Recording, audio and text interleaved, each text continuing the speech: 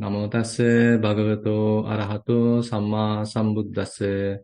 Namo tassa bhagavato arahato samma sambuddhassa. Namo tassa bhagavato arahato samma sambuddhassa. Actually, we are going to start a new sutta to discuss.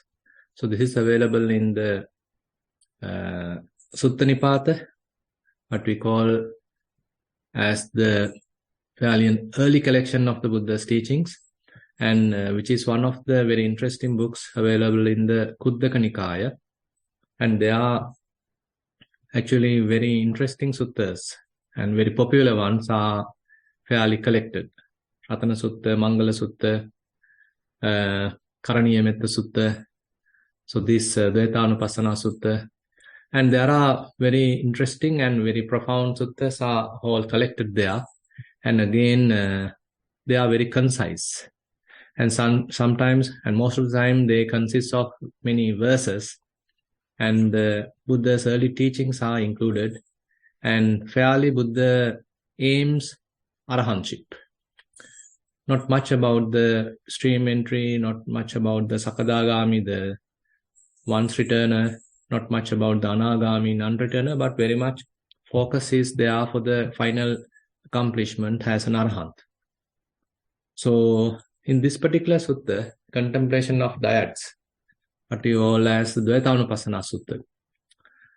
At one occasion, Buddha was residing in Megaramatu Pasada. You know that this is built by Visakha, and she built the Purvarama, and it is sometimes called as Megaramatu Pasada because her father-in-law is the Migara, and when Visakha was able to take him to the proper track and establish himself in the faith on the Buddha, so then he started calling her as Migaramatu, my mother. So from that point onwards, Visakha was known as Migaramatu, and the mansion she prepared, the monastery she prepared, is therefore called Megaramatu Pasada, Megaramata's mansion. Now, at this point, Buddha was residing there, and somewhat similar to Anapanasati Sutta in the Majjhima Nikaya, where Buddha was residing at the same place, and many monks were gathered, and it was the full moon Poya day, and Buddha has come out of the monastery and residing in the open space. And here also Buddha residing at the same similar manner. So actually at that moment Anapanasati Sutta was preached when we are discussing Anapanasati Sutta. And similarly here also Buddha was residing in Megaramatu Pasada with many monks, and he came out on the same Uposatha day, full moon Poya day, and he was residing with monks outside. And it seems that Buddha really appreciated the environment rather than being occupied with the typical... he observed that the monks were quite silent, and then he wanted to give some deeper teaching.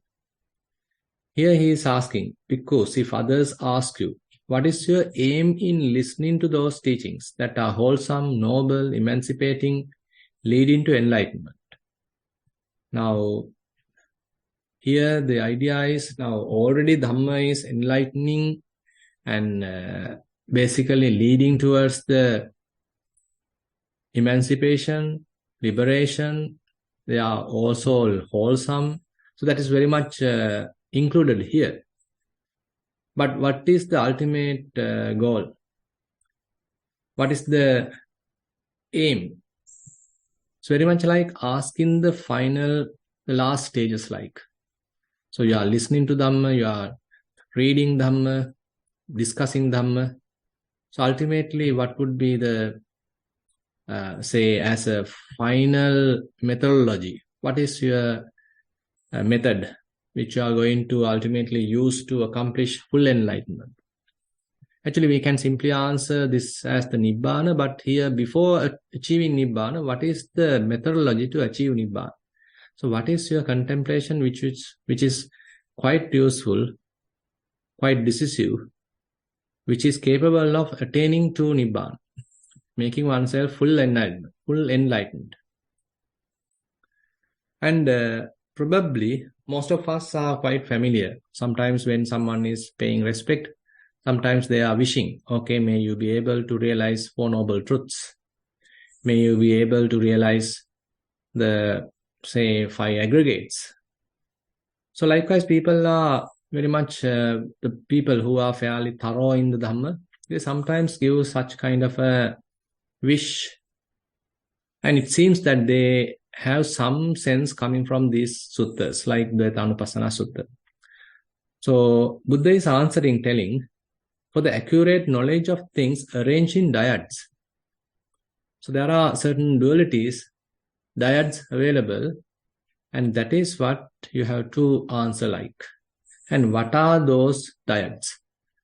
So here in this Dvayatanupassana Sutta, Buddha explains such dyads, 16 dyads actually. So 2 ways of contemplations. One side, maybe we can say it is somewhat worldly type, and the other side is a supramundane type. So kind of supramundane and mundane. So there is a contemplation which is somewhat established in the mundane side, but that contemplation may cause you to have certain amount of realization, and then you can continue your realization in the supramundane side, and ultimately one would achieve the arahantship, or at least the non-returner level, anagami level. So we can see what are the methods that Buddha arranged here. The first one, he is talking about the Four Noble Truths. As I mentioned, so this is a very common wish that Buddhists are having. May I be able to realize Four Noble Truths. May you be able to realize Four Noble Truths. So likewise, people are used to wish others because these Four Noble Truths are utterly important. So they have to have a thorough understanding about the Four Noble Truths. So the very first dyad, therefore, is based on the Four Noble Truths. And interestingly, first 2 noble truths, that is the Dukkha Satcha and the Dukkha Samudaya Satcha, the truth of suffering and the truth of origin of suffering. So they comes as one group that comes as the one type of contemplation. The other contemplation consists of the other 2 noble truths. So that is the cessation of suffering and the path leading to the cessation of suffering. There's a Nirodha Satcha and the Magga Satcha. So that means we have 2 categories, 2 groups. First group, we can say somewhat mundane. That is the first noble truth and the second noble truth. Third noble truth and the fourth noble truth are the other side. They are leading towards the supramundane, or that is the realization of the Nibbana. So that somewhat we can understand. The third noble truth, of course, is talking about the Nibbana. The fourth noble truth is talking about the path leading to the Nibbana, cessation of the suffering. And on the other hand, if we consider the present moment, maybe someone is going through a certain amount of suffering. So it is currently mundane activity going on, and he can realize what is the suffering and what is the cause of suffering. So it happens right now. Maybe his mind is crowded, maybe entangled, maybe grasped. So he can recognize what is the cause and how the suffering is going on. So it's a present moment experience. But interesting thing is it may lead towards the other side, to the supramundane side. And that is the realization of the Nibbana, the third noble truth. And this whole practice comes under the Noble Eightfold Path, the fourth noble truth. So anyway, better to have some understanding about all these 4 noble truths. So today, therefore, I hope to discuss the first and the second noble truths a little bit in detail, so that we get some understanding what is first noble truth, how are we going to realize it. And on the other hand, realizing first noble truth itself is capable of abandoning the defilements, abandoning what we call as the influxes, asavas. In one sutta available in the Itivuttaka, Chatukka Nipata, again in the Kuddaka Nikaya. So Buddha mentioned, Idan dukkhanti bhikkhave janato passato asavanam kayo hoti. So if one is able to realize there is suffering, so that is capable of making one realize the first noble truth, and not only that, he is capable of abandoning influxes, asavakkaya. So you are able to abandon asavas, influxes. Same thing is repeated for the other noble truths as well. So that means now here in the Dvayatanupassana Sutta, Buddha asks us to contemplate 4 noble truths, all 4.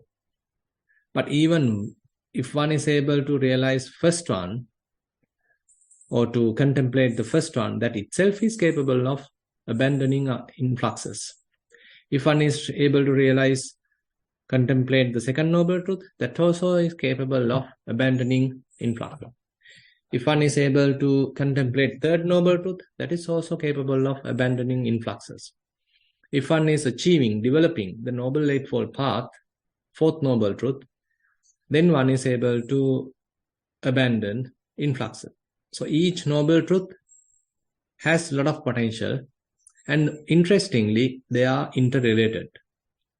So when you are developing first noble truth, actually the result fairly involved with the third noble truth, and it happens by abandoning the second noble truth, tanha, craving.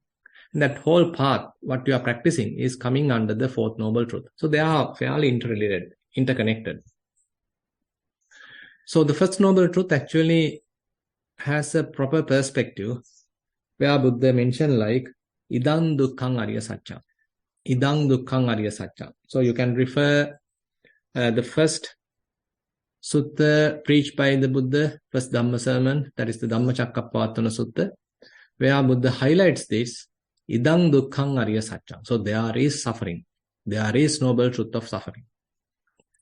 It is not that I am suffering, why I am suffering, it's poor me, why every time it is happening to me, why not others, why am I suffering? It is not that ego-based thinking and trying to recognize my suffering. Rather, you have a kind of a perspective that there is suffering. So this point is extremely important when we are coming to the Buddha's teaching, particularly about the practice. Say, for example, you are practicing Anapanasati. So in that situation, you need to recognize in-breath, you need to recognize out-breath. So the in-breath. So how are you going to recognize? Out-breath, how are you going to recognize? Are you forcefully breathing, or are you struggling to breathe? That is entirely wrong. That is where we are very much like trying to make breathing kind of an event which I am controlling. But rather in the practice, what we need to do is to allow body to breathe naturally, and then we step back and watch it carefully. So natural breathing has to happen, effortless breathing has to happen, and we are very much like become a silent observer. So that is where the balance happens. So the process is going on. There's a bodily process, and we have to step back and watch that process. So that means we are not interfering in the process. We are not manipulating the process. We simply go through the experience, but we are not a victim of the process, and we are not hating the process, and we are not indulging the process. Rather, we are having a very beautiful balance. That process is going on, but we are like an outsider. We can watch the process. So this is something that we are practically learning through the meditation, through the Satipatthana practice, mindfulness practice. So how are we going to step back and watch a particular process with a fairly equanimous manner, with certain amount of attentiveness, a well-balanced effort? So all these are kind of very interesting qualities, skills that we need to develop, so that all resemble with these 4 noble truths. So how are we going to look at suffering? There is suffering. So we have to bring that balance into the picture. So there is suffering. So now I am experiencing it. Now again, on the other hand, there are certain suttas where Buddha, now if we take the Dhammacakkappavattana Sutta, so Buddha highlights Jatipi Dukkha, Jarapi Dukkho, Vyadipi Dukkhang, Maranampi Dukkhang, Apiyehi Sampayogo Dukkho, Piyehi Vipayogo Dukkho, Yampichanna Labati Thampi Dukkhang, Sankittena Panchupadana Kanda Dukkha. So likewise, he gave a certain amount of explanation about what is noble truth of suffering. Birth is suffering, getting aged is suffering, aging is suffering, decaying suffering, going through illnesses are suffering, death is suffering, and dealing with someone whom you don't like is suffering. Departure from someone that you love is suffering, and not getting what you need is suffering. And in essence, or concisely, clinging aggregates are suffering. Now, that last statement is again and again highlighted in certain suttas, like in the Kanda Sutta, in the Magga Samyutta. There Buddha mentions or highlights that the first noble truth itself is nothing but this clinging aggregates. Buddha mentioned that it is a synonym. The first noble truth, Dukkhang Arya Satchang, is a synonym for what we call the clinging aggregates. So that means if we want to thoroughly understand the first noble truth, we need to understand 5 clinging aggregates. So first noble truth is a synonym for 5 clinging aggregates. It is not merely aggregates, but clinging aggregates. At a given moment, if the mind is clung to any kind of aggregate, so then there is suffering. There's a presence of suffering that we need to understand. Now, that sense, we need to learn about the 5 clinging aggregates, practically experience these 5 clinging aggregates. You have to study these 5 clinging aggregates. So that is why Satipatthana comes to the picture, where it gives us a practical approach to understand 5 clinging aggregates. So, for example, when you are practicing Kayanupassana, so you are thoroughly dealing with the first clinging aggregate, that is the form aggregate, Kayanupassana. You are contemplating about the body. You are contemplating about various physical components, dealing with the form aggregate. If you are practicing Vedananupassana, then you are dealing with the feelings aggregate. When you are practicing Chittanupassana, you are dealing with perceptions aggregate, formations aggregate, consciousness aggregate. And if you are dealing with Dhammanupassana, you are dealing with all 5 aggregates. So basically, it's a practical approach, a certain methodology, helping us to understand clinging aggregates practically. It is not merely through, say, philosophical or theoretical understanding. Rather, here we are practically experience 5 clinging aggregates again and again in the present moment. So they are happening particularly in the present moment, and that present moment, how these aggregates are manifesting. So that is what we are trying to understand by practicing Satipatthana. Say, for example, as I mentioned, when you are recognizing in breath, when you are recognizing out breath, so that is related to the body. So we are experiencing how breathing is happening and how things are going on. And say that you are practicing 32 parts of the body. So you are dissecting the body and you are trying to recognize what is this body. And say you are practicing rising and falling, you again recognize how this breathing process going on within the body.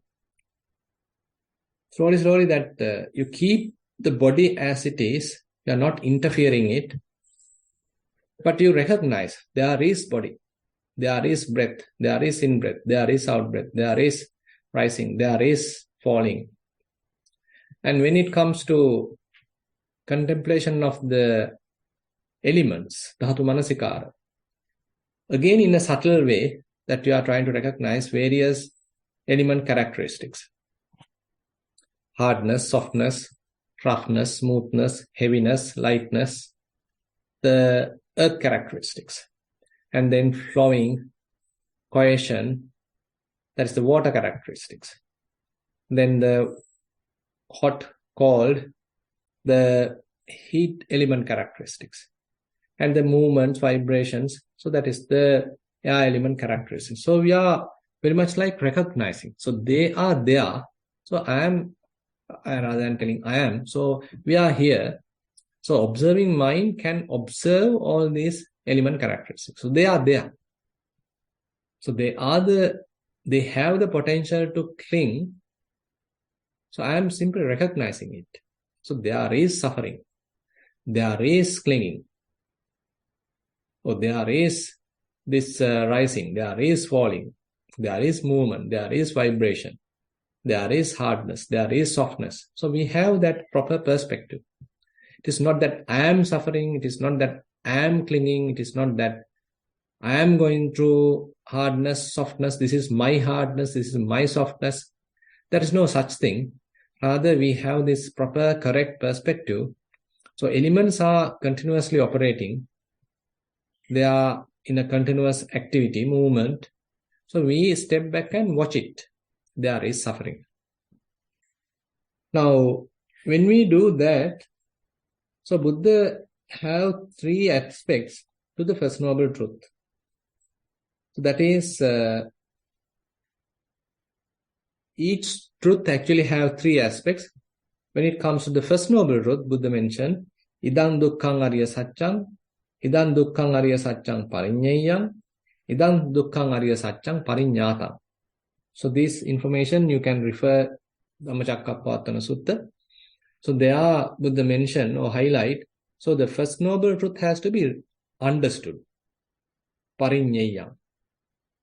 So idam dukkhang arya satchang, so you recognize, you step back and see, okay, there is suffering, there is dukkha, there is unsatisfactoriness, there is this form aggregate, there is this feeling aggregate, there is this formations aggregate, perceptions aggregate, consciousness aggregate, so there is it. So that the theoretical understanding of, so where is it, where I have to keep my attention, so what I need to keep my attention, so you know what exactly you need to observe. So that is clear. That's the first part. Idang dukkhang arya satchang. And by doing that, what are you going to do? Idang dukkhang arya satchang parinyayam. So now you are thoroughly understanding it. You understand their true nature. Say, for example, if we consider the body, we typically don't understand it. We typically think it belongs to me. So it has to behave as I like. It has to be maintained beautiful every time. It should not get sick. It is my body.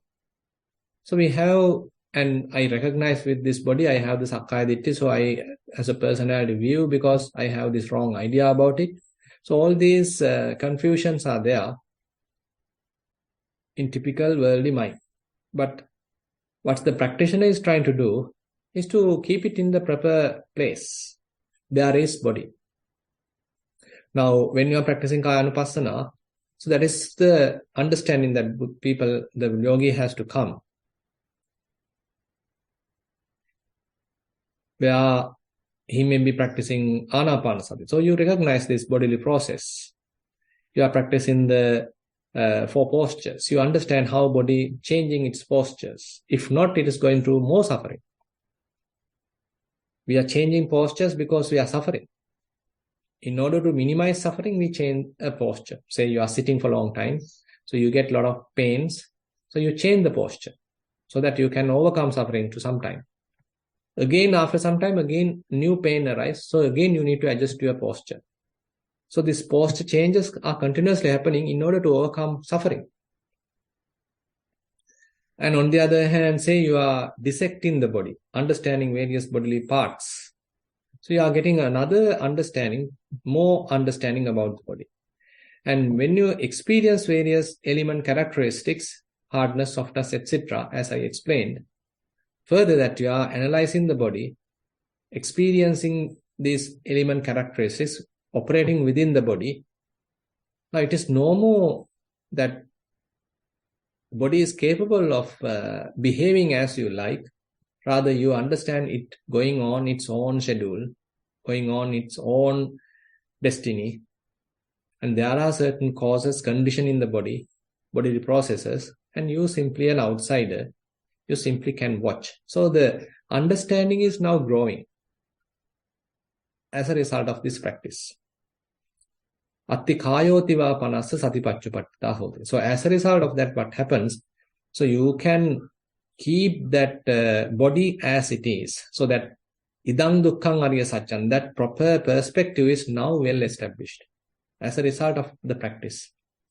At the beginning, it may be difficult because we are forcefully trying to breathe, we are trying to effortfully breathe, we are trying to manipulate breathing. So many confusions are there. So we don't know the proper balance. But after thoroughly going through the practice, okay, we have that proper perspective. Attikayotiva panassa satipachupatita hoti. Oh, there is body. Now it has become kind of a external thing going on. It's like an external body. It is not no more your body. I am suffering. Rather, it is this body. There is body or there is suffering. Now, when we continue like that, so more and more, if we are going through this bodily practice, this Kayanupassana, developing body awareness, self-awareness. So basically, it leads to thorough understanding about the body. As a result of that, you can say to some extent, idang dukkhang arya satchang pariññātaṃ. So you have understood about the body. Now, body is where we start, but it is not limited to that. So the form aggregate has 11 aspects. Atita anagata pacchuppanna ajjatta bahidda ඕලාරික සුකුම හීනපනීත දුරසන්තික. So basically, with respect to the past, future, present, with respect to internal, external, either gross or subtle, this inferior or superior, far or near. So likewise, it is possible to experience this whole physical phenomena in many different ways. And there are things already happened. So they comes under the past. There may be physical things going to happen in the future. They comes in the future.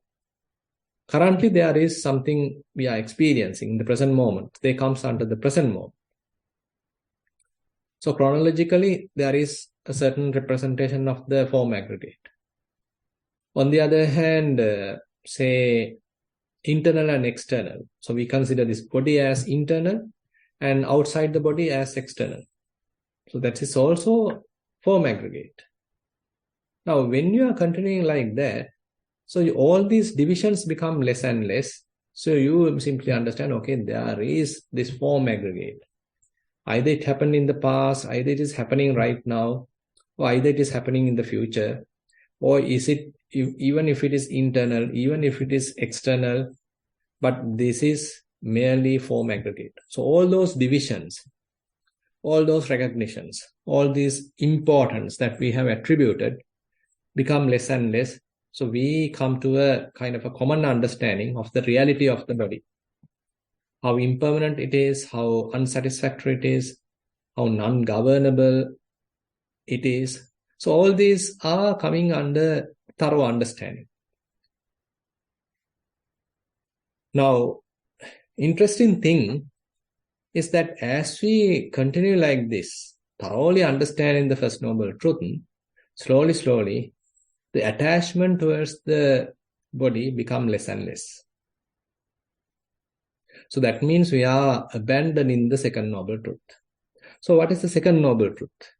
So second noble truth is the craving. Now, craving. So there also Buddha asks us to keep it in the proper perspective. Idang dukkha samudayang arya satyam. There is noble truth of cause of suffering. It is not that I have a desire, I have lust, I am going through lust, my mind is so lustful. Why am I going through lust? Why am I so greedy? Why do I have so many desires? So this is where we come to a wrong perspective. Rather, how about looking lust as lust, greed as greed, or even if we add hatred as hatred. So keeping it in the proper perspective. So there is suffering. Now there is cause of suffering. So this cause of suffering is the craving. So there is craving. There is a desire. There is a thirst in the mind. There is a yearning in the mind. There is an ask, a demand in the mind. So likewise, whenever a desire is present in the mind, how are we able to look at it properly? So step back and watch it. Okay, there is a desire. There is a greed. There is craving. There is certain amount of lust. So we put it in the proper perspective. It is not my lust. It is not my greed. It is not my hatred. Rather, there is lust. There is greed. So Buddha further explained certain qualities available in this tanha, craving. Idam dukkha samudayang arya satyang, yayang tanha pono bhavika, nandiraga sahagata, tatra tatra abhinandini, sayyatidam kama tanha, bhava tanha, vibhavatan. This is the theoretical explanation given regarding this craving, where Buddha mentioned the craving is of three types: kama tanha, bhava tanha, vibhava tanha. Kama tanha is the sensual desire. So we all have in this sensual world, we are going through a lot of sensual desires. We like to see beautiful sights. We like to hear beautiful songs, melodies. We like to experience certain odors. We like to experience certain tastes. And we like to contact present tangibles. So likewise, so we have a sensual desire. And on the other hand, we are again and again driving towards a future moment, future accomplishment, future achievement. So that is coming under the bhava tanha. So we always want to continue. We always want to achieve. Present moment is not good enough. I am not satisfied in the present moment, but I hope I can be more satisfied in the next moment. So that is the typical perspective we have. Always yearning for next moment, forgetting and restless in the present moment. We can't be fully satisfied in the present moment. We think it is somewhat boring, unsatisfied. But if I have that, then I can be satisfied. If I can be with her, I can be satisfied. If I get that job, then I can be satisfied. If I can take a degree, then I can be satisfied. If I get enlightened, then I can be satisfied. Currently, I am not enlightened. Currently, I am not with her. Currently, I am not with the job. Currently, I am unhappy. Currently, I am frustrated.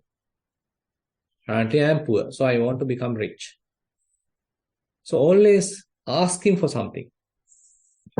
Always have this unsatisfied attitude. Always yearning for something happening in the future. So this is kind of an inclination available in the mind. So this is the bhava tanha, desire to become. Now, the third part is the vibhava tanha, fairly connected with this bhava tanha, where you want to get rid of the present moment. You want to get rid of the present experience. You don't want to be in this present experience. I hate it. I want to get out of it. I want to abandon it. I want to come out of it. I want to escape from it. So this desire to get rid of it. I don't want to exist. So that is the third type of tanha, what we call as the vibhava tanha. Now these three types of tanha are fairly interrelated, and when I want to get rid of the present experience, that indicates I want to become something else. And after becoming something else, maybe I can enjoy more pleasant sensual experience. So that means sensual desire is also there. So that indicates that these three desires are interrelated, fairly interrelated. They are helping each other in a way, promoting each other. Now, another interesting point is pono bhavika. It sounds very much like joins one incident to the next incident. So you can prepare a cinema. You can prepare a video by connecting various slides. Nowadays, when you have series of photos, you can prepare a video from that photos. If you have certain shots, okay, I can combine them and then I can play so that appear like quite smooth transition. Now it becomes a film. So how are we going through a film, making a film, producing a film? So we have a series of events. So when they are played in a particular speed, so they appear like a continuous form. So then it becomes a continuity. So likewise, so again and again, it attaches to it can actually amalgamate these two incidents, many incidents. So I feel like I am living. I had the past, now I have the present, and I am living in the future. So this is my past, so I am so and so. This is my experience, this is my education, these are my parents, they are my friends, they are my husband, he's my husband, she is my wife, she is my daughter. So all these incidents I can connect properly. So I have a life.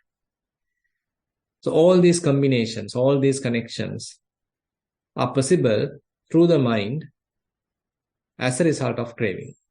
So the one activity of craving is to combine all these, have things together, amalgamated,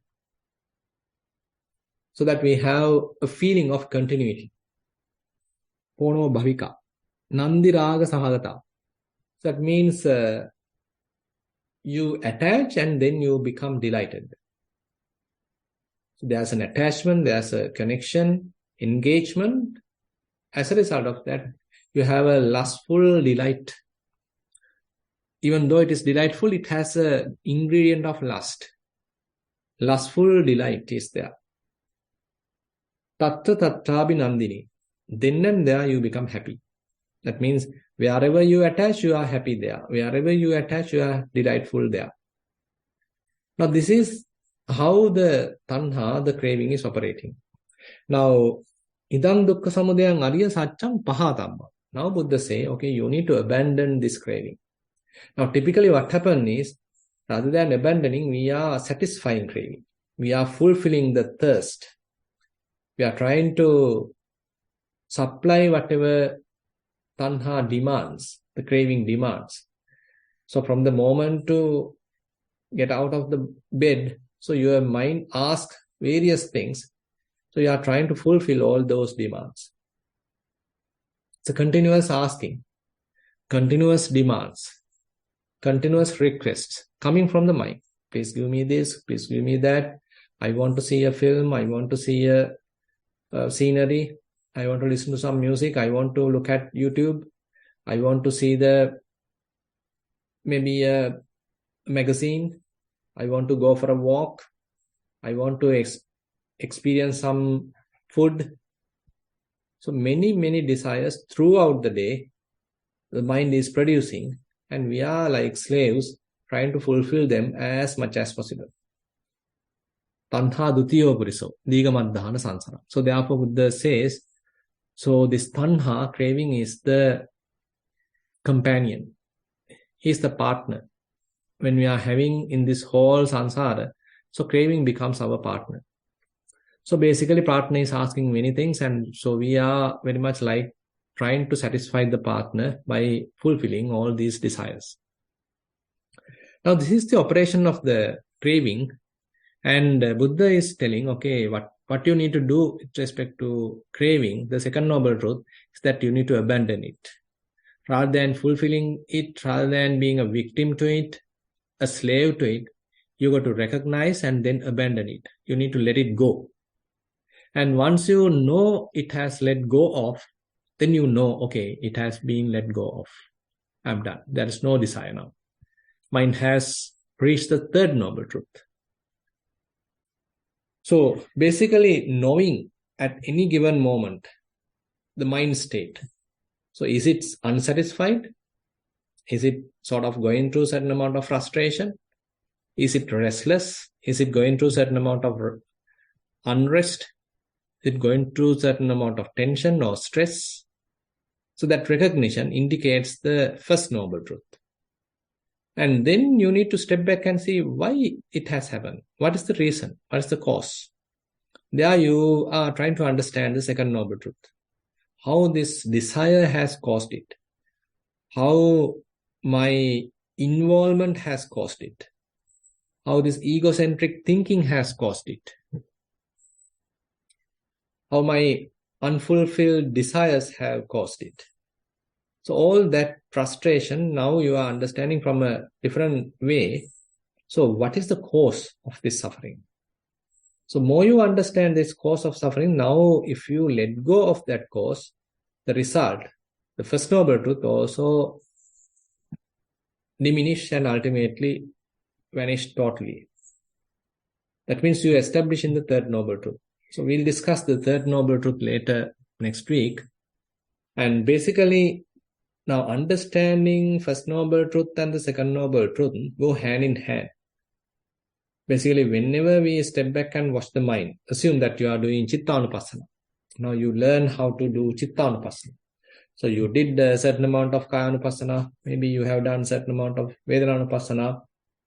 So you have now the capacity to look at the mind. So how mind operates. So what are the thoughts currently available? What are the requests available? What are the demands of the mind? So mind is very much like a continuous demand. Many demands are there. So what is the present demand? So is there any frustration? Is there any unrest in the mind? Is there any kind of a despair in the mind? So likewise, if we can simply recognize the demands, the desires, the despair, frustration, little bit of anxiety, little bit of depressed mood. So all this comes under the first noble truth. So that we need to recognize. Knowing that is a skill. Knowing that is a solution in a way. So, but once we know that, then we can step back and see what is exactly the cause of that. So first knowing the suffering and then knowing the cause of it. So result is something that we can experience. That is the first noble truth. And then we can recognize what has caused it. And when we know that, the cause, then we can abandon it. We can let go of it rather than trying to fulfill it. Then the resultant frustration, resultant anxiety, resultant depression, resultant stress also may start diminish and ultimately disappear. So that means this one side, keeping first noble truth and the second noble truth and understanding it and then abandoning the second noble truth, the craving, actually help us to switch back to the third noble truth. So once the craving has abandoned, there can't be any suffering. So mind has become somewhat peaceful, which is closer to the third noble truth. So there is no suffering right now. There is no craving right now. There is a cessation of craving. So that is the third noble truth. So we'll see some more details about the third noble truth and the fourth noble truth next week. and then we can further discuss about this diet. And with that information, I like to conclude today's Sutta teaching session. Now I like to open the session for questions.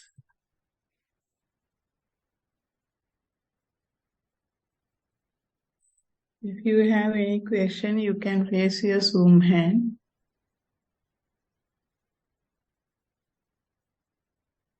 So no question. So that means everything understood. And no desire as well. And so I think everybody in the third noble truth. Bante, 2 hands are raised. Yeah. Mahesha, you can unmute and talk.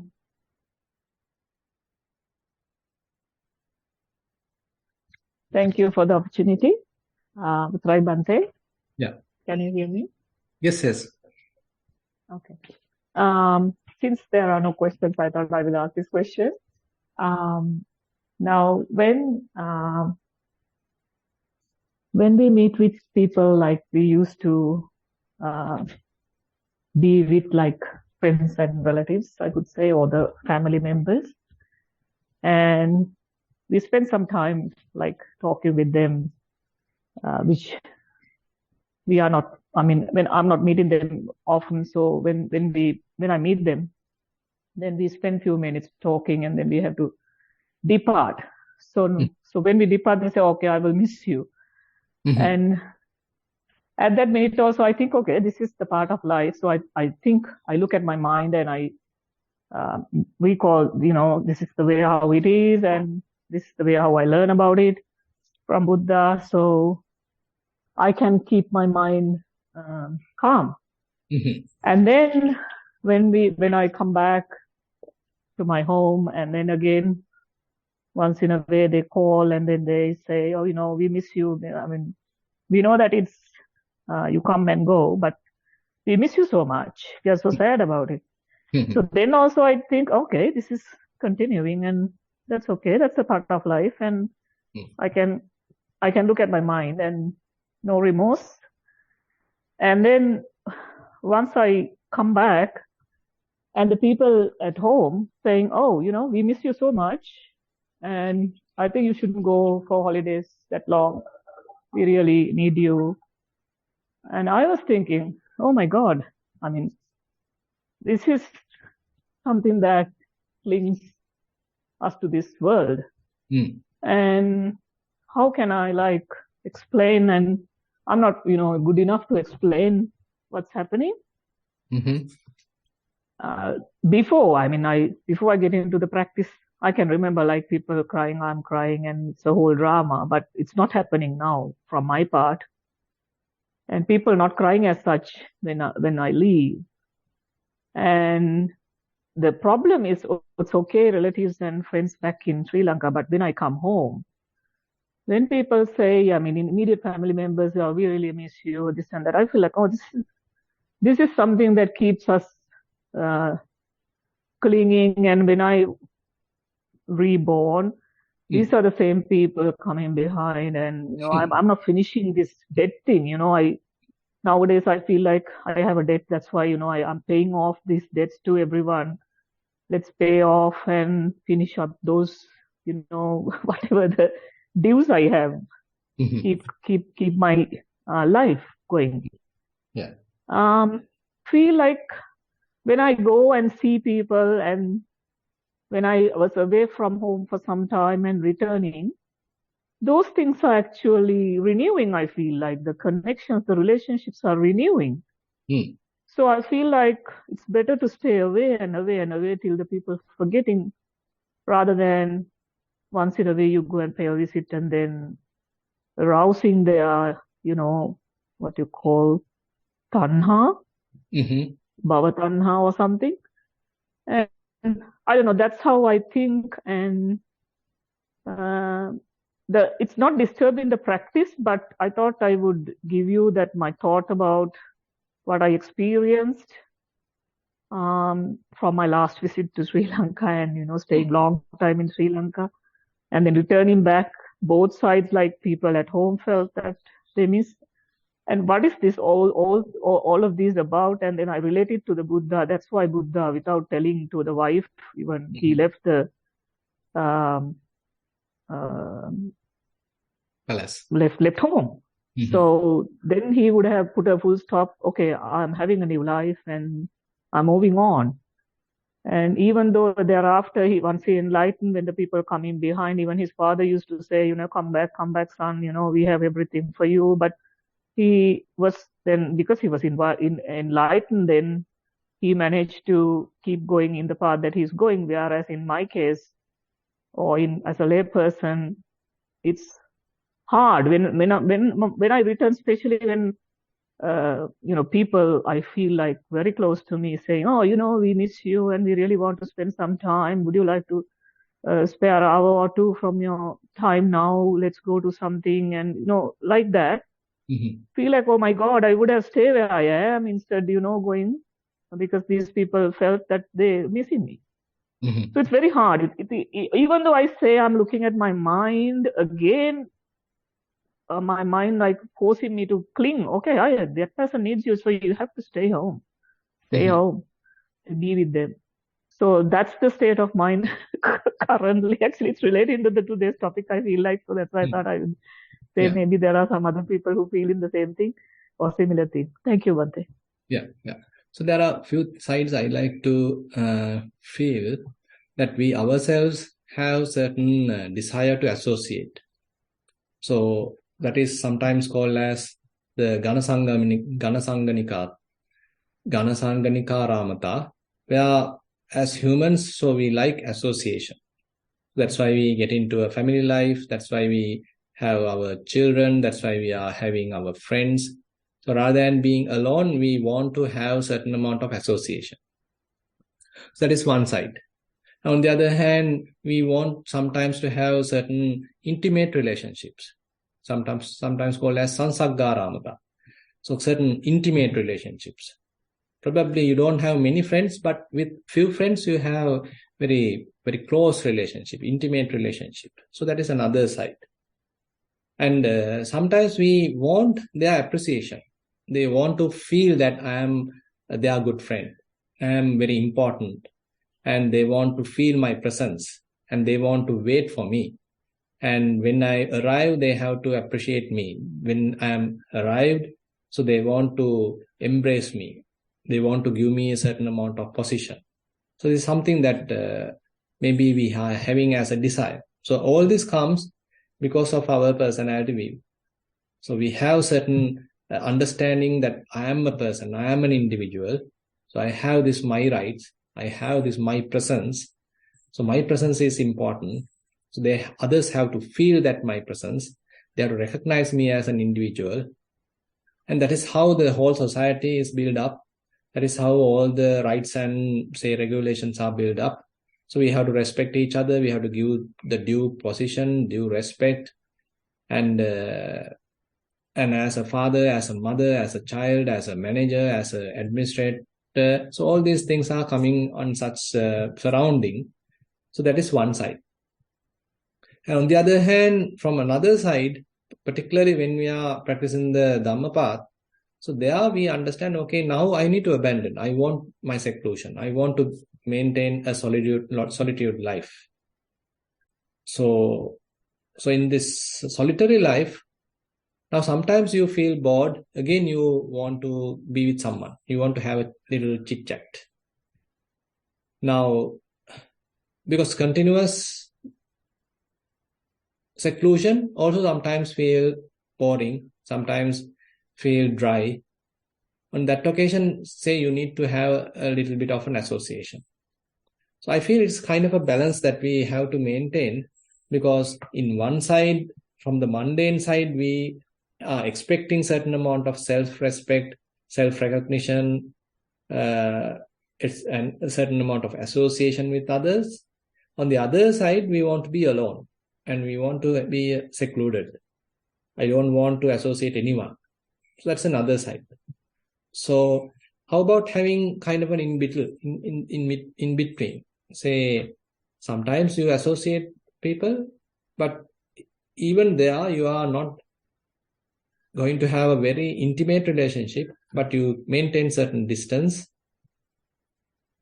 so that you can go away without any hard feelings, any heartbreaks. At the same time, you can come back and you can be with them. Still, there is no inner turmoil, inner struggle when you are being with them. So I feel in one sense, Buddha has given an example. So he simply goes on arms round alone sometimes without informing anyone.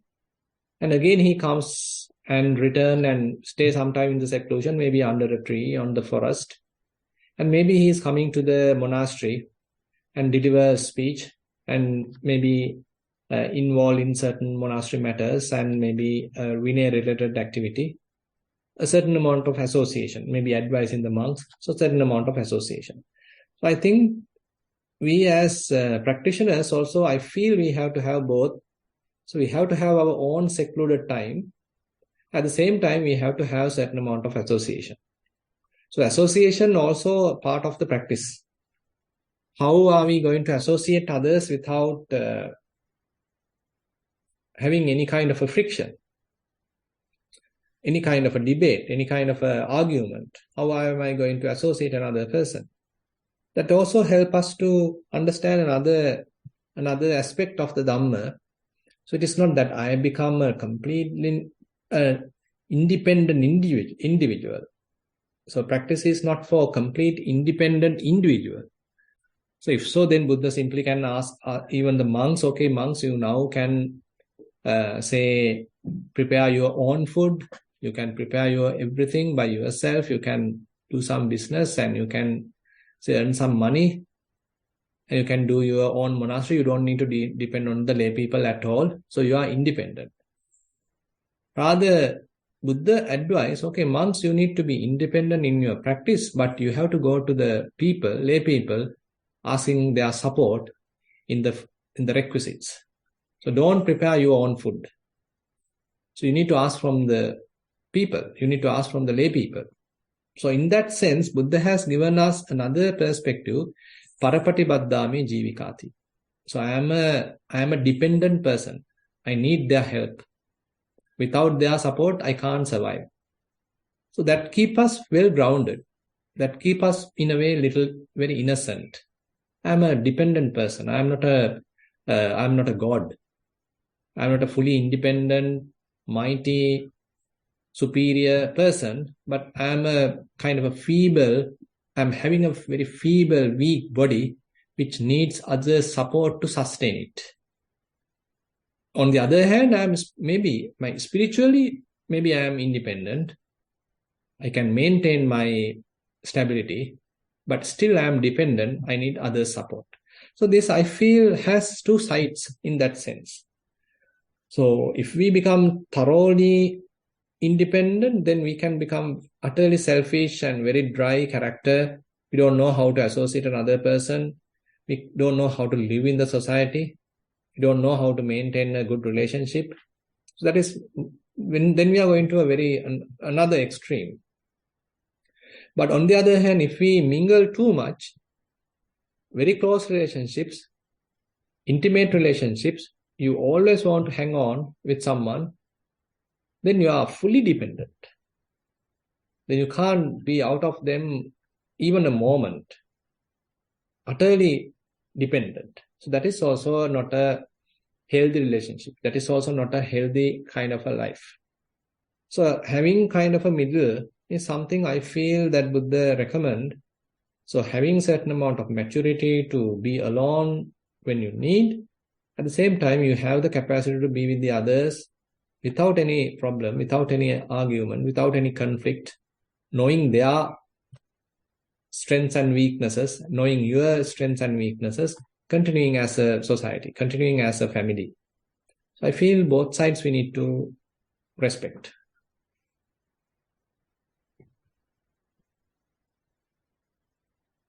Yes, Bhante. I understand what you have explained. And I'll look at that in that perspective. Thank you, Bhante. Yeah. Renuka, you can unmute and talk. Thero and Bante, can you hear me? Yes, yes. Bante, there are two things I want to tell about my practice as well as the way going on. I thought, when, as that earlier lady explained, sometimes when somebody passed away, we all cry, and when somebody is going away, we cry and we do all that. But I feel when I really look back inside, I feel that is why I cry is not that person gone away or person left us or whatever it is, because I lost that person. For myself, that person is not there. So because of that, I'm worried, or I cry, or I say, whatever it is, I'm happy to see that person or whatever it is, because my inside felt that loss or gain or whatever it is. So I looked at in that way, Bante. Is that correct for my first question? Yes, yes. So that is really is the reason where I am crying because I lost something. It is a loss for me. Not thinking about the other person's point of view, but rather from my point of view. I had a good relationship, I had a good association, I had good benefits, many benefits because of him, because of her, but no more I am going to have it. I am seriously feeling it, that loss, so I am crying. Yeah. Yeah.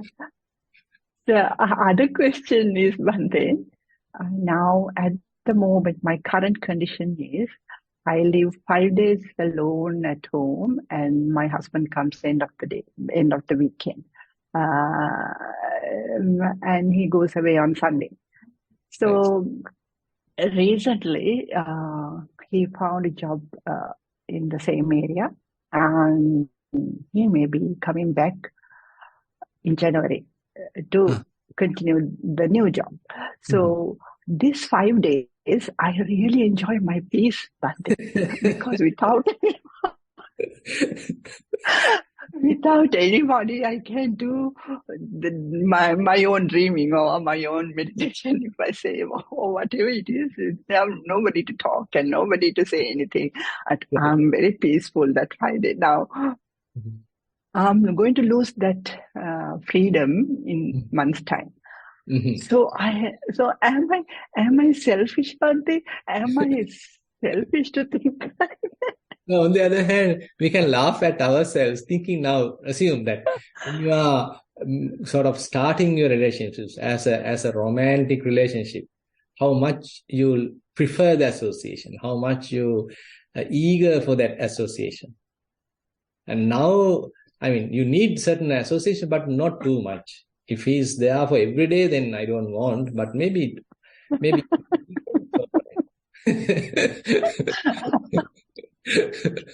I feel I'm selfish, but so how can I overcome that selfishness? That's why I feel while being with another person, so how I can maintain a good relationship. So being a good companion or being a kalyana mitra to another person is another aspect. So we are not children now, so we are certainly gone a certain depth into our practice. So we have our own, stability of the mind, have to have in a way. So when the stability of the mind is fairly available, then you can become a kalyana mitra. You can become an example. So it is not that always that I have to be dependent on another person. Rather, you can be a kalyana mitra to another person. That is another way we can look at that. So my presence may be an example to another person, a silent sermon to another person. So you can slowly sort of pass the message. You can, slowly start him feel what's really going on. So that way he also may start his own practice. Probably you can try that. Because, you have practiced for a long time and you have certain amount of capacity and stability. And so that you can become an example and you can have a certain amount of empathy and all these things. And on the other hand, we are living very short time. We don't have many hundreds of years to live. So we have a short time. So during that short time, I might be able to have a proper relationship. So that's another way we can look at it. So that's why sometimes we have to sacrifice a certain amount of our own independence. We don't need to think that, say, we are being so totally, deprived from the practice, or I can't practice anymore. So it is very much like we are seeing, unnecessary. We are exaggerating the situation. Still, it didn't happen. We are very much like exaggerating the situation. But on the other hand, when we are associating, how am I getting to the defilements in the mind? It is the main issue actually. So while being alone is not a big deal in a way, because I am alone, so I can take care of myself. But when I am with others, so they put a lot of issues which can cause agony in myself, which can cause frustration in myself. It can cause thinking in myself, overthinking in myself. So why should I allow that?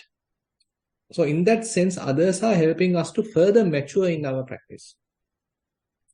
So that is why a certain amount of association is necessary for us to become mature. Because dealing with others, dealing with people is not an easy thing. So different people are there, different temperaments are there. So they have their own problems and they put them all to us sometimes. And how are we managing ourselves without getting entangled? So that is a skill. So being alone in that sense is quite easy. But being in a monastery, now here at Nissarana, there are around 30 monks and they all have many their own personalities. They have their own wishes. They have their own priorities. And at the same time, we are doing certain amount of service to the yogis, teaching this and that. And for the devotees, we have to do something. We have to take care of the monks' matters. So it's a kind of a community. So being in a community is not an easy job. Maybe being alone is quite easy. But being in a community is something that Buddha has encouraged. So how can we live in a community without having any conflict? Even when having a conflict, if we have to give a decision, if we have to come to a conclusion, how are we going to properly come to a conclusion? How can we measure every side? How can we consider all the sides and come to a, unbiased solution, unbiased decision? Now, all this comes under the practice, I feel. It is not completely, devoid of practice. Now, if you consider, now there are very interesting models developed in the West called social and emotional learning, SEL. So there are the fifth component is called proper decision making. So proper decision making is part of the practice. And interrelationships, healthy relationships is part of the practice. You can refer SEL, social emotional learning. There are 5 components. First component is self-awareness. Second component is social awareness. Third component is first component is self-awareness. Second component is self-management. Third component is social awareness. Fourth component is healthy relationships, maintaining healthy relationship. The fifth component is correct decision making. So this is a society. So we are living in a society. So we have to have all these components. I feel in that sense, we don't need to think, we don't need to be afraid if we are confident in our practice. Actually, Bhante, not that I felt I'm selfish, It's more than dealing with the situation now. Actually, I found when he's there at home on the weekends, sometimes I get annoyed. So I can look at my mind and say, why I am annoyed? Okay, he has put the something in a wrong place. So I got annoyed. So can't I put it wrong sometimes? It happens. So why I'm getting annoyed? So it's really helpful, when he's around to understand my mind. But for this whole situation, I feel I'm selfish, and my selfishness is showing. Yes. So I think so. That's why that when we have to help another person, when we have to take care of another person, sometimes we have to let go of our, individual desires. Say, for example, you have to look after someone because it demands a certain amount of your time. Then you have to sacrifice. But if you are too selfish, then you can't do it properly. And you might not get a chance again. And if you are not doing it properly, then you later regret.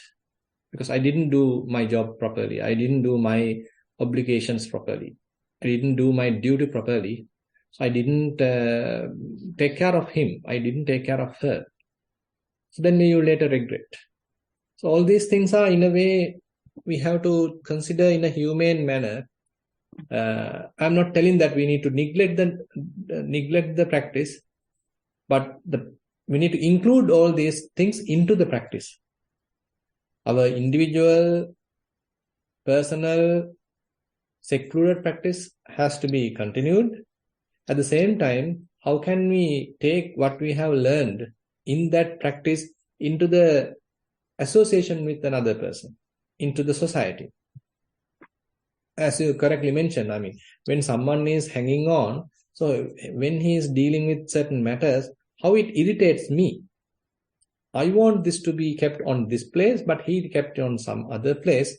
How that little thing has irritated my mind.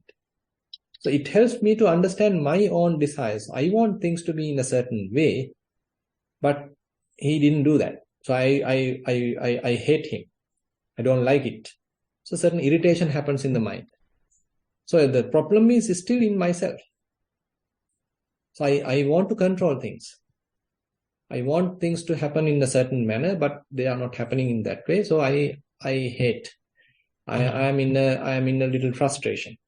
So likewise, if I can introvert and observe my own mind, probably I can learn a lot than simply being alone. Yeah, Bhante, another thing, I'm happy that I understand that my selfishness. Because when we, as a practitioners, sometimes we think that we are perfect, but yes. But that is Vipassana practitioners. That is a disease of the Vipassana practitioners. So they think they are superior. The others are all fools, and they think they are the superiors. That is a disease, actually. Thank you, Bhante. Thank you for listening to me, and thank you for advising me what to do. Thank you. Thero Saranai. Radhika, now you can unmute and talk. Thero Saranai Bhante, can you hear me? Yes. First, I want to say thank you for the talk. It was very relevant to me and my practice. Also, the way you answered Mahesha, that applied to me too. And so part of what I had to ask, I really got the answer when you answered Mahesha. I found that my problems or my dissatisfaction is not apparent when I'm in sitting meditation or in walking meditation, and I'm doing that quite. I won't say well, but at least still I'm doing the Idiapata Pabba, but I'm doing now about 2 hours, 1.5 to 2 hours of walking, and at least 4 times I go for 1 hour meditation, and I'm trying to do 3 hours on Sunday at the nunnery close by. So I'm doing the practice the way you wanted me to do, both the sitting and the walking.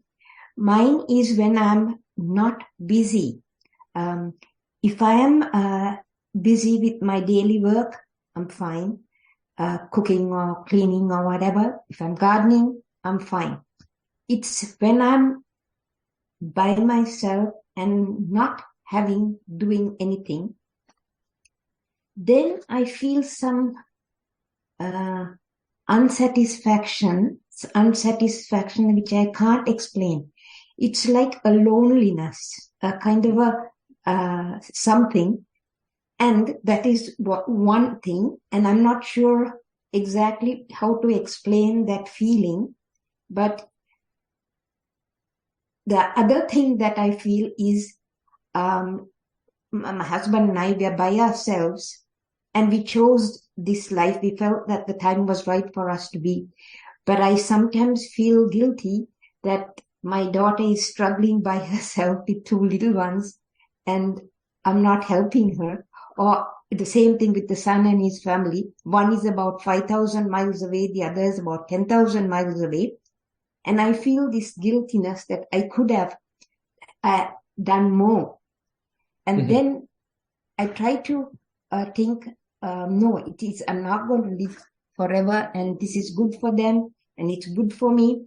But then still this conflict comes and I feel a little guilty. So I'm fine so long as I'm busy, but when I'm not busy or my work is finished, I'm finding these 2 types of mind. The first one, I don't know what it is, but it is a kind of loneliness, I would say. And the other one is a kind of a guilty feeling that by making this decision to be separate, so that I have more time, more free time, and all that, I'm making it a little hard for the children and the managing alone with the small grandchildren. So in this case, I'm watching my mind. I know it is because of my strong attachment to them. So I understand that. But then I also feel that I could have made it easier for them if I was closer. So is there anything that I should be doing?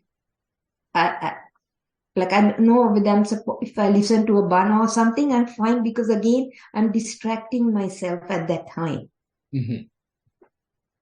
I think, basically, I think you can continue your practice. So the practice help you to further understanding about the situation. So if there is a real need, probably you can help. But if not, you can think about yourself, mind about your own business. So basically it needs, because you have done your job, you have raised them, now they are adults, they have their own family lives, and we can simply maintain the equanimity. You know that in the 4 Brahma Viharas, it's a kind of a gradual movement. At first, for children, we have kind of loving friendliness, so we fond of them, we love them, and then it get into the compassion when they are sick, when they are ill, when they need your help, you are compassionate to them. And after they become adults, and when they are growing, so we have our altruistic joy, we are happy about them, happy about their achievements. So the mudita comes to the picture. And once they become independent, okay, I have to maintain equanimity. So otherwise I am interfering them. So that is also not necessary, because here as parents, we sometimes have unnecessary attachment to our children, and we can't simply let them go. So we always want to see whether they are doing well, whether they are doing their family well, or they are treating well, this and that. So I'm too much interested.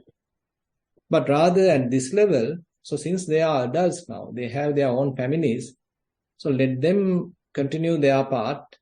And if they need your assistance, they will ask. So they are asking all the time, Bhante. All the time they are asking, really. They're asking us to move. So anyway, I don't know. So basically, I feel you have to have certain, because sometimes, in Sri Lanka, the situation is quite different. So, grandmothers are always at home and they are looking after children's children, their grandchildren, and they don't have any time for their own self. Yes. They don't have any time to come to a monastery, to meditate, to observe sil or whatever it is. They are like servants looking after the children of the children. So that's a very, very sad situation because they have done their part as parents. When are they going to end? So this is a continuous slavery in a way. And children also has to think. They also have to think, okay, my mother, my father has done a lot for me. What have they done for themselves? They don't live forever. They may have only 5-10 years. Currently also they have a lot of sicknesses. I mean, allowing them to look after my children, is it the best thing I can do for them? So, or else allowing them to look after themselves so that they can learn something. They can develop their mind. Isn't it the best thing that they can do? So as children, we need to consider deeply. So we can't repay our parents simply by allowing them to, service me. Continuously looking after myself or looking after my children is not the best thing that I can do for my parents. They have their own life. They have their own journey to continue. So how I can help them in that sense? So that is the way that a good child has to look at. So if you want to repay to your parents, that's why Buddha say, okay, establish your mother, your father in the Dhamma. Show them the path. Give them some time to practice. If they are greedy, help them to reduce their greediness. If they are so much with foolishness, let them to develop their understanding. If they don't have any faith, let them develop the faith. So that is the way that you can repay. So that is the way that Buddha recommend. So therefore we need to think like that. So as parents, so you have done your part, so better you mind your own business. Thank you, Bhante. It's sometimes hard though when I see that if we were there, we could help a little. No, we won't take over full-time daycare. But they have to put the little one at 1.5. Time to time, participate. Yeah, that's what we are doing right now. We go 2 times a year. They come 1 time. So when we go, we stay there for a longer time and help out.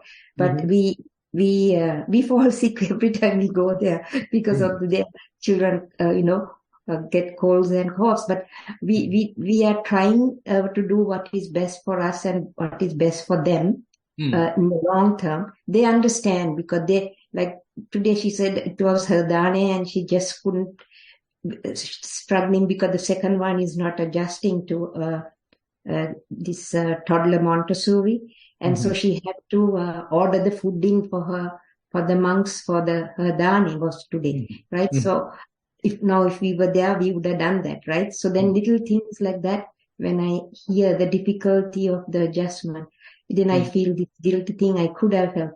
But you're right, I am trying to make this balance. We were there actually, and we came back, we were there in September.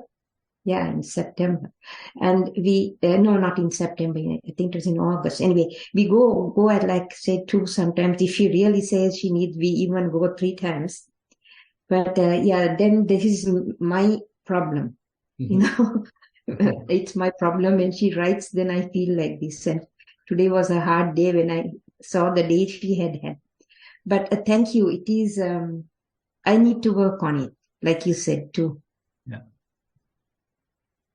Theruvan Saranai. Yeah, Theruvan Saranai. Geshan, you can unmute and talk now. Thank you so much. I really appreciate giving the opportunity to ask these questions. Bhante, I really enjoyed the talk today. So I had this, when you talking about the details, one of the questions that arise into my mind, because you were talking about we should be able to sort of look and understand on the aggregates. And what I was thinking, can any given time see all the aggregates at once, or can only one aggregate you see at one given time, delta t level even, simply because I think it is a collection of delta t's to sort of make a normal life. And in that context, yeah, you see certain changes. I see the Rupa, Vedana, I see, and all that happens in a very minute time frames. But how can one person sort of build their life, or to educate themselves, or to see in their analytical mind on these all four aggregates at the same time? Because consciousness, of course, you have that, you sort of don't see this. So I had that puzzle during this talk today, and so I thought I first ask this question, if you don't mind, elaborate on that. Thank you. Yeah. So basically, I feel that five aggregates are always there. Now, among them, to one or two, probably I am attached. So that if I can recognize, so that is where I am recognizing the suffering. Allowing aggregates just to be there won't be an issue, but the grasping is the problem. So whenever the grasping is present, then you may feel frustrated, you may feel anxious, you may feel tired, you may feel stressed, or you may feel certain amount of unsatisfaction. So that is when the grasping is there. And again, we are not grasped to all five aggregates every time, but rather to one or two we are grasped. So typically, if we can recognize to which one am I grasped right now? Are there any amount of thoughts going on and I am too involved in this thinking? Then I am grasped with the third aggregate, rather the fourth aggregate. That's the formations aggregate. Too many intentions are there, too many thoughts are there. I am into overthinking. I have fully engulfed in this thinking. That means I am trapped in that. So that means that the fourth aggregate is the issue. Okay, am I going through little imaginations? A lot of images, mental images are going through. I am enjoying that. I am fantasizing. That means I am very much like infatuated in the third aggregate, the perceptions aggregate. So am I in front of the mirror and looking at the body and, beautifying myself, enjoying, appreciating my beauty? Of course, I am grasping the first aggregate, form aggregate. So likewise, or else I am enjoying certain music and it's giving me a very pleasant feeling and I am entrapped in it. Then I am grasping the second aggregate, the feeling aggregate. So likewise, time to time, I associate, or I rather cling to a certain aggregate. So if I am able to recognize that clinging, then and let it go then I again rest in the peace without grasping any aggregate. So that is where the third noble truth comes to the picture. So the more and more we continue our path, so we start resting in this third aggregate. It is not the total Nibbana, but the time being, for the time being, it is the Nibbana. It's a kind of a temporary achievement, temporary Nibbana. So you are simply being in the unassociated state without associating any aggregate. So you have certain viveka, certain independence, freedom. So that is where you are resting. At that moment, there is no association, there is no grasping. Aggregates are there, but there is no grasping. Thank you so much. Yes, I understood that very clearly. And I also there was in my childhood, as a youngster, I used to listen to a lot of music and I used to enjoy that. And now when I hear the same, I sort of get that, but I know myself, the enjoyment part, it is just a song. So I try to sort of analyze it, and to sort of see it, what it is, without, going in and try to grasp. I think those are the ways that I sort of have felt. My second question that I thought I should bring it up, during this, your talk, of course, and you mentioned about the Tanha Dutiyo Puriso, which is basically, it's like the attachment itself, or the craving. I think that is one of the things that basically drives us on the same moment to moment, such as like, there are times that I wonder, what do I do now? And ask the question, and I have few minutes, and can I open up, and maybe I'm not even hungry, but can I see a beautiful piece of cake, and can I eat that? And now my question comes, there is no desire as any given moment, but when I see that, as earlier question as well, because Rupa is, I think, a beautiful piece of cake is there. Now I wanted to indulge with that. But the thing is, if I restrain myself for discipline purpose, okay, I am not going to eat it simply because I have a time that I always consume and I don't eat after that. Now, because of that discipline, is that the kind of discipline that we need to sort of keep on building, and to honor that as well? So I thought I should ask that, how should I sort of take this? I think the lady prior to me asking the question sort of talk about, if I do things for grandchildren, right? And the same kind of concept that I think here, what is the, am I doing something wrong as such, disciplining myself? That's my basic question, I guess. Mm-hmm. So I think it is not that you are doing the correct thing, because it is not that we are simply here to satisfy all the desires.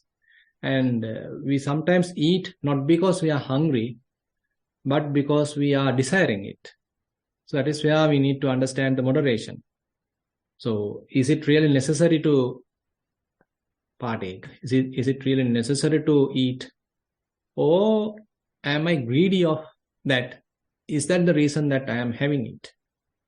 So sometimes we are desire driven, not really the necessity driven, but rather a desire driven.